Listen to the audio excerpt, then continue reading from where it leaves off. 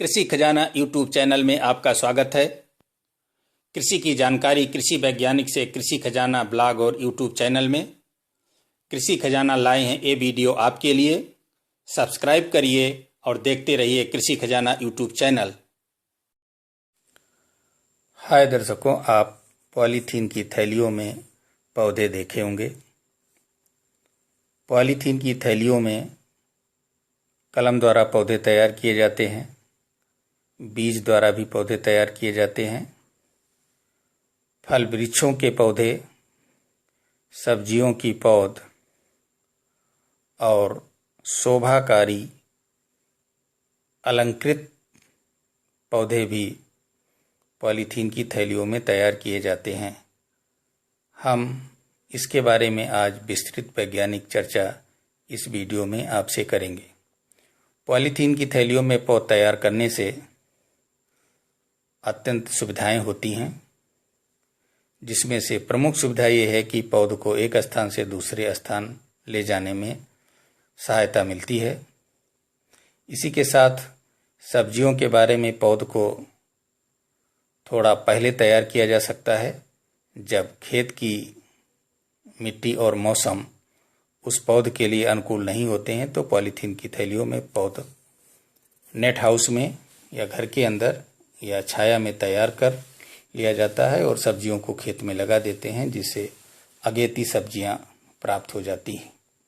इसी प्रकार से आपने इस वीडियो में देखा और देख रहे हैं कि कलमी फल वृक्षों के पौधे, अलंकृत पौधे, कैक्टस, सब्जियों की पौध आदि पॉलीथीन की थैलियों में तैयार किए गए हैं। थैलियों में भरने के लिए मिट्टी ली जाती है, जिसका पीएच मान सामान्य होना चाहिए। तालाब से यदि मिट्टी ली जाए तो अच्छी होती है, क्योंकि उसमें कार्बनिक पदार्थ भी होता है और पीएच मान सामान्य होता है। मिट्टी लेने के बाद उसमें गोबर या कंपोस्ट की सड़ी खाद मिला ली जाती है, और यदि मिट्टी ज़्यादा चिकनी है तो उसमें बालू मिलाते हैं।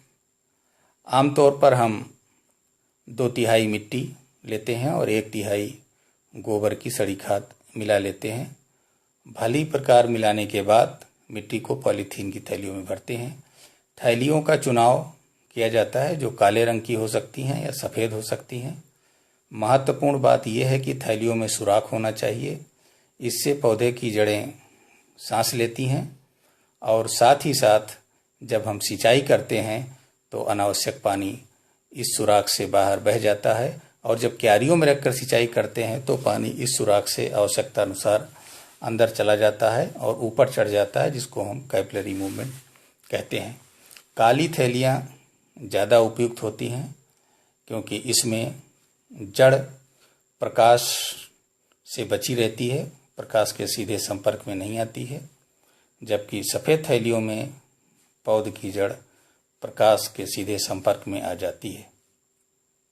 जैसा आप देख रहे हैं, थैली में मिट्टी को भरा जाता है।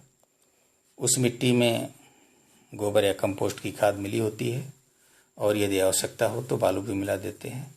थैलियों को खूब दबा दबा कर भरते हैं, जिससे उसमें अनावश्यक हवा न रहे, और जो मिट्टी हो थैलियों में वो भरी प्रकार भर करके ठोस हो जाए, जिससे उसको एक स्थान से दूसरे स्थान में रखने में सहूलियत होती है, आसानी होती है, और सिंचाई करने पर मिट्टी सुराख से होकर बहती नहीं है।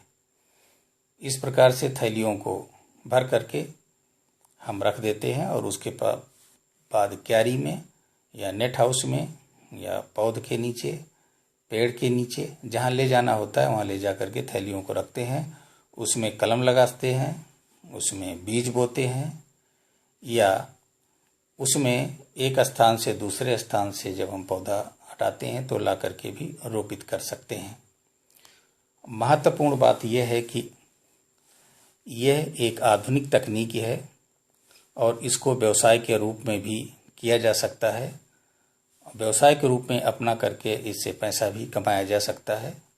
शहरों में आमतौर पर कुछ लोग पौध तैयार करते हैं, कलम तैयार करते हैं इन थैलियों में, और आसानी से उठा करके उसको ले जा करके बाज़ार में बेच देते हैं। तो महत्वपूर्ण बात यह है कि मिट्टी तालाब से ली जानी चाहिए या उपजाऊ मिट्टी हो खेत की, उसमें गोबर या कंपोस्ट की खाद मिली हो। यदि आवश्यकता हो तो बालू मिला करके रखा जाए। थैलियों का चयन किया जाए। थैलियों में पर्याप्त मात्रा में सुराख होना चाहिए। थैलियाँ काली हो सकती हैं या सफ़ेद हो सकती हैं। थैलियों का आकार भी पौध के अनुसार छोटा या बड़ा हो सकता है और उसमें मिट्टी भर करके पौध की कलम या उसके बीज बो दिए जाने चाहिए। धन्यवाद।